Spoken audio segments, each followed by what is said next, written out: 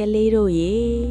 မြန်မာလူတွေမျက်နှာပေါ်မှာလိမ့်ကြတဲ့အဝါရောင်လှလှအမုံလူတွေကိုမြင်ဘူးကြတယ်မလားအဲ့ဒါခါတော့တနတ်ခါပါဒါပေမဲ့ကလေးတို့သိကြလားတနတ်ခါကိုမြန်မာလူတွေနှစ်ပေါင်းရာကြီးကတည်းကအသုံးပြုရခဲ့တာဆိုတာရှေးတုန်းကမြန်မာပြည်ရဲ့အပူပြင်းတဲ့နှွေရာသီမှာလူတွေဟာ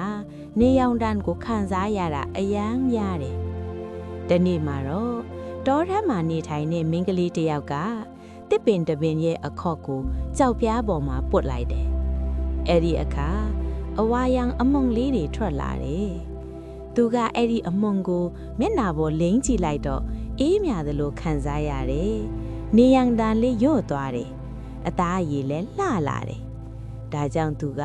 ရွာထဲကလူတွေကိုပြောကြလိုက်တယ်။နောက်ပိုင်းမှာမြန်မာလူတွေအားလုံးကအဲ့ဒီတစ်ပင်ကိုတနတ်ခါပင်လို့ခေါ်ပြီးမျက်နှာလိမ့်ကြလာကြတယ်။အချိန်တွေကြာလာတဲ့အခါတနတ်ခါဟာအလှပါ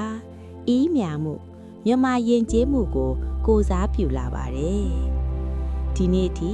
မြန်မာလူမျိုးတွေတင်ကြံပွဲတော်များမင်္ဂလာပွဲတွေမှာတနတ်ခါကိုလိမ့်ကြတာဟာရိုးရာယဉ်ကျေးမှုကိုထိမ့်သိမ်းထားတာပါပဲကလေးတို့ရေမြန်မာယဉ်ကျေးမှုဆိုတာပုံမြင်တွေတဘာဝနဲ့လူတွေရဲ့အသက်ရှင်မှုတွေပေါင်းစပ်ထားတဲ့အမွေအနှစ်ကြီးပါနော်